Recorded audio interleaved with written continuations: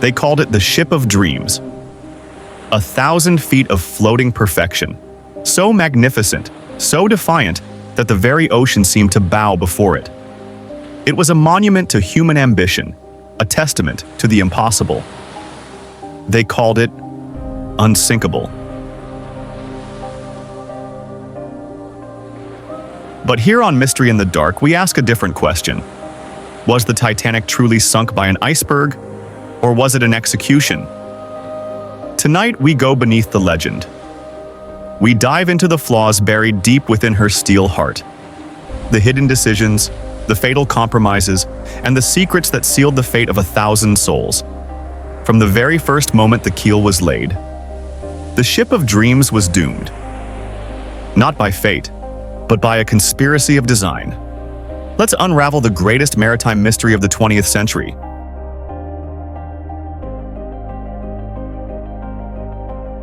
In 1909, on the docks of Belfast, Ireland, a dream began to take shape.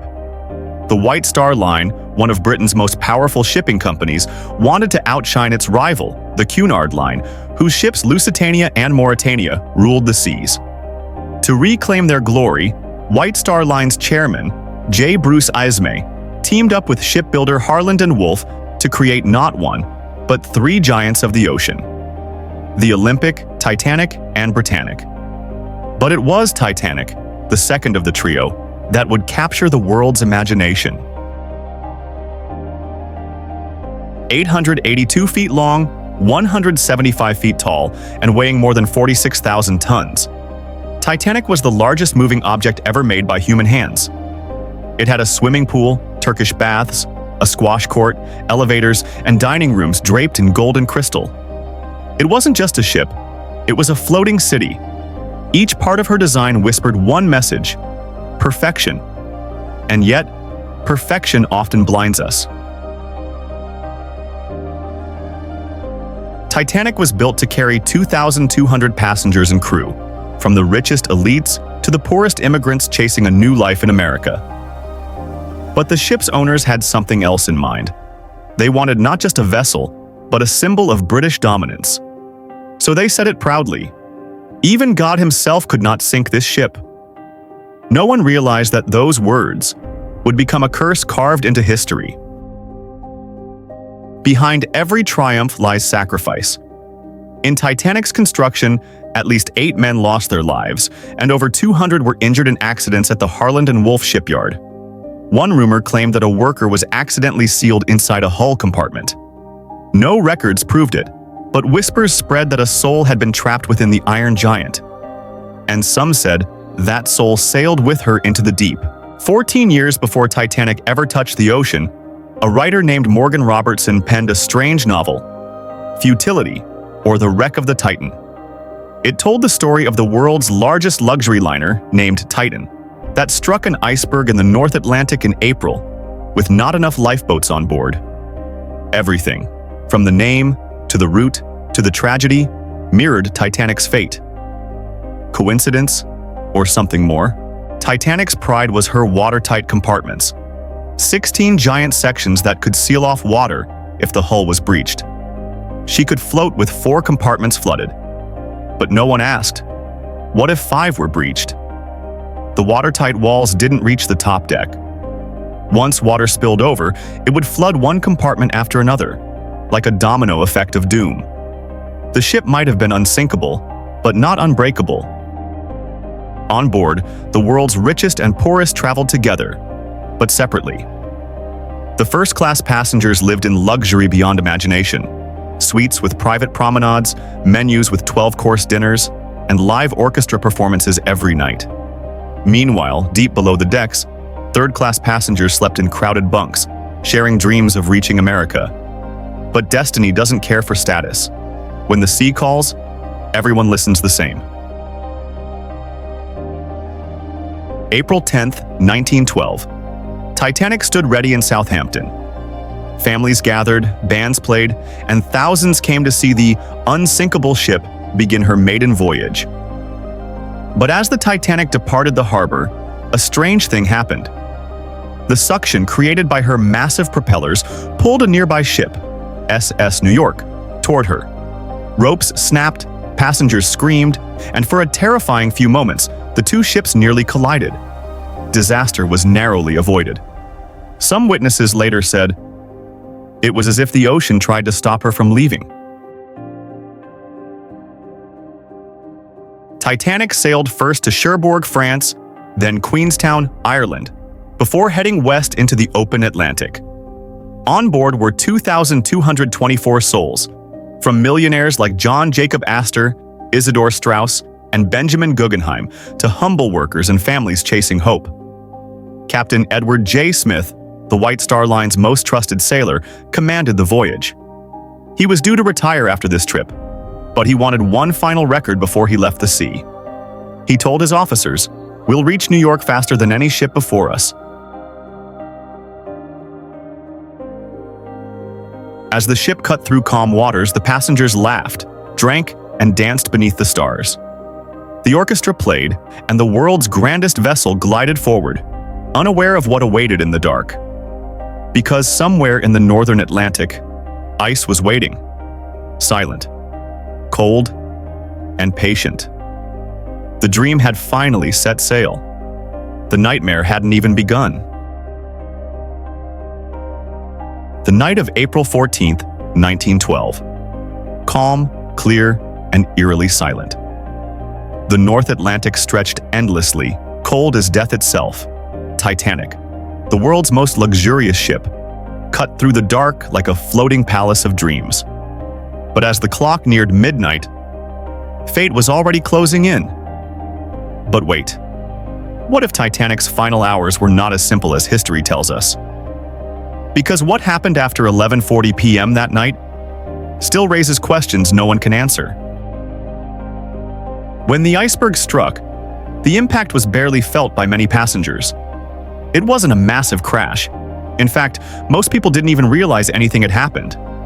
But deep below, in the bowels of the ship, cold seawater had already begun rushing in. Now, here's something that most people don't know. The Titanic received 6 separate iceberg warnings that very day. 6. But not all of them were properly delivered to the bridge. Why?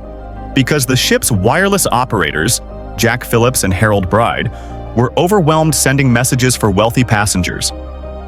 Some iceberg warnings were literally ignored. Could that single act of negligence have sealed the ship's fate? By 12:05 a.m., water had flooded 5 compartments. Captain Smith, shocked and pale, realized the truth. Titanic was going down. He ordered the lifeboats to be uncovered. But here's where it gets even stranger. There were 20 lifeboats, but space for only half the people on board. Why would the unsinkable ship be allowed to sail like that? Because maritime law back then was based on ship weight, not passenger count. And Titanic was so big, it technically met the legal requirement. A legal loophole that cost over 1,500 lives. At 12:15 a.m., Titanic's radio operators sent out their first distress signal, CQD. But soon, Jack Phillips added something new, a code barely used before, SOS. It was one of the first times in history that SOS was ever sent from a sinking ship. Now here's the mystery. At least 2 ships received Titanic's desperate call for help. One was the SS Californian, just 10 to 15 miles away. The other was the RMS Carpathia, about 58 miles out. So, if Californian was so close, why didn't it come?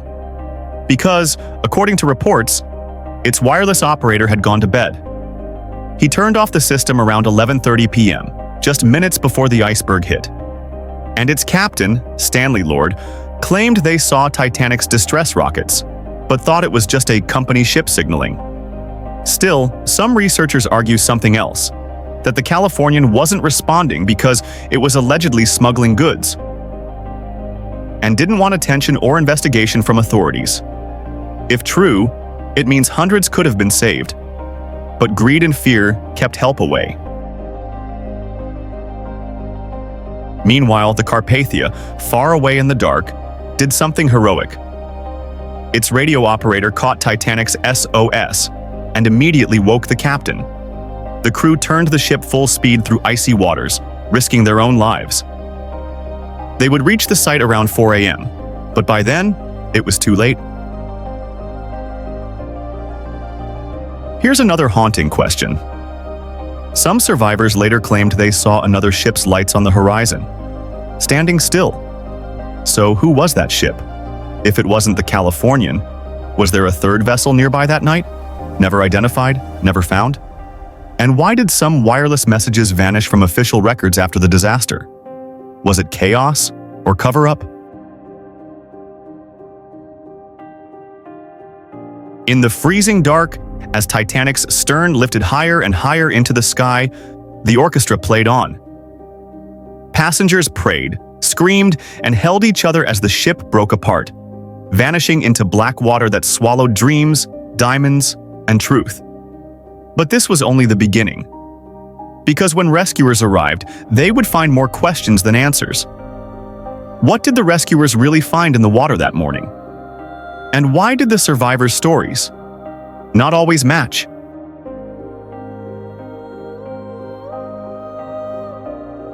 As the first light of dawn touched the frozen Atlantic, the sea looked calm again, silent, endless, and still.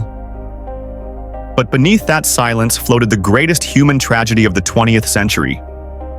Bodies, debris, broken pieces of lifeboats, the only traces left of what was once called the unsinkable ship. The RMS Titanic was gone. And with it, more than 1,500 souls disappeared into the deep. At 4 a.m., the Carpathia arrived. Captain Arthur Rostron and his crew were not prepared for what they saw. Men, women, and children freezing in half-filled lifeboats, their faces pale, their eyes blank, their minds still trapped in the nightmare of that night. One survivor whispered, "It was like floating through a graveyard." The Carpathia pulled 705 survivors aboard, every single one of them, in shock, trembling, some unable to even speak. There were no smiles, no cheers, only silence. Captain Rostron ordered blankets, food, hot tea for everyone. The crew turned their dining halls into infirmaries. Every hand on deck worked without rest. And then began the hardest part, sending the message to the world: Titanic has sunk.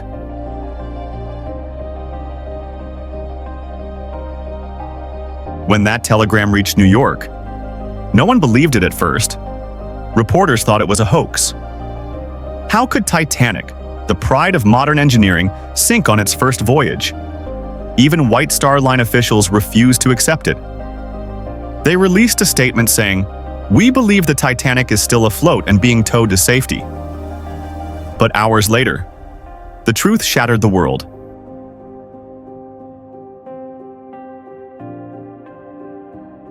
When the Carpathia finally reached New York on April 18, 1912, tens of thousands of people lined the harbor in the rain. Mothers waiting for sons, husbands waiting for wives, some holding photographs, others holding nothing but hope. But what stepped off that ship was a procession of broken survivors. Newspapers called it a night of tears and ghosts. Now began the search for answers, and the beginning of mystery. Investigators from the United States Senate and the British Board of Trade opened immediate inquiries. And the first shocking revelation came out within days. Titanic was speeding. She was traveling at 22.5 knots, just below her maximum speed, despite multiple iceberg warnings. Why? Was Captain Smith trying to break a record? To reach New York faster than any ship before? Some historians believe he was pressured by J. Bruce Ismay, the director of White Star Line, who wanted to impress the press with the ship's speed and luxury. If true, then the Titanic wasn't just lost to fate. It was lost to pride. But here's where things get even stranger. Some survivors claim that during the last hours, officers refused to let lower-class passengers reach the lifeboats. The gates between first, second, and third class were reportedly locked. Official reports tried to deny it, but testimonies from passengers said otherwise. One third-class survivor said, "We were like trapped animals. The gates were locked, and when they opened them, it was too late." Was it classism or an attempt to keep order? Either way, it cost hundreds of lives. But the biggest question remained. Why did the Californian never respond? When the inquiry called Captain Stanley Lord, he insisted that the ship he saw flashing signals in the night was not the Titanic. But when investigators calculated the distance, it matched perfectly. He was just 10 to 15 miles away, close enough to save hundreds. Yet he didn't move. He didn't send help. He didn't even wake his radio operator. The U.S. inquiry called it a crime of indifference, and history never forgave him. As the hearings continued, more disturbing details surfaced. Titanic's binoculars for the lookout tower were missing, locked in a cabinet. The lifeboats launched half-empty. Many crew members had no proper evacuation training. Each new fact was a wound. Each testimony, a reminder of human arrogance. In one of the final testimonies, a surviving officer said something that silenced the entire courtroom. "We thought she was unsinkable. And that's why we never prepared for her to sink." The investigations ended, but the truth still felt incomplete. Too many unanswered questions. Too many strange coincidences. Some believed it was fate. Others whispered it was conspiracy. But one thing was certain. The Titanic's story didn't end beneath the ocean. It was only beginning. Even after more than a century, the Titanic continues to fascinate. But beneath the cold Atlantic waves lie secrets that many have tried to uncover, and some are still unsolved. The wreck of Titanic was finally discovered on September 1st, 1985 by oceanographer Robert Ballard and his team. Lying 3,800 meters beneath the surface, the ship was in two main pieces, about 600 meters apart. At first glance, it looked like a frozen grave. But scientists soon noticed something strange. Parts of the ship were missing or damaged in ways that didn't match the sinking story. The massive propellers, the hull numbers, the lifeboat placements. Small details seemed altered or misplaced. How could nature alone create such inconsistencies? Some experts say corrosion and currents explain it. Others whisper, what if someone tampered with it before it sank? Back on the surface, survivors' accounts revealed mysteries too. Why were binoculars missing from the crow's nest?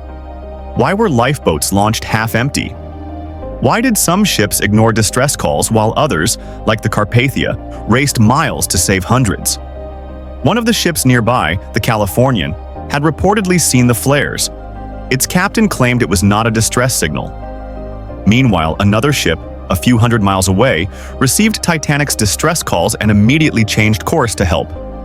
Interestingly, some historians believe one of these ships was carrying smuggled goods and delayed responding to avoid risk. This could explain why only the Carpathia reached in time, while others didn't. Even after decades, Titanic still reveals new facts. The steel used to build her was brittle in cold temperatures, which worsened damage from the iceberg. Her watertight compartments were not truly sealed at the top, so water poured over and sank the ship faster than expected. Many passengers survived only because they clung to debris or floated on lifeboats that were overcrowded. Some chilling survivor accounts describe seeing ghostly figures in the water, friends, family, or strangers, disappearing under the icy waves. Hypothermia claimed many who could swim. The disaster led to global maritime reforms. Lifeboats for every passenger, not just a few. Mandatory radio watches and distress protocols. Formation of the International Ice Patrol to track icebergs. The Solace Convention for safety of life at sea. And yet, questions remain. Why were warnings ignored that night? Why did Captain Smith maintain such high speed? Were some lives lost because of arrogance, class distinctions, or sheer human error. Even now, as the wreck slowly erodes, bacteria eating the metal framework, possibly gone by 2030, Titanic continues to tell a story of ambition, tragedy, and mystery. Some secrets may never be fully understood. But as long as people gaze at the stars above the Atlantic, the story of Titanic whispers, even the greatest can fall. Even the unsinkable can vanish. And so, the story of Titanic comes to an end. But the mysteries, the questions, and the lessons it left behind remain eternal. From the grandeur of its decks to the chilling depths of the Atlantic, Titanic was more than a ship. It was a mirror of human ambition, mistakes, and courage. Even after more than a century, its secrets continue to haunt historians, explorers, and all of us who dare to look beneath the waves. Remember the faces, the choices, and the whispers of those who lived and those who didn't. The ocean may have claimed the ship, but it could never drown the stories, the lessons, and the unanswered questions it left behind. Thank you for diving into the depths of history with us. If you want more real-life mysteries, chilling stories, and secrets that the world forgot, stay with us. Thanks for watching. Mystery in the Dark, where every story hides a secret.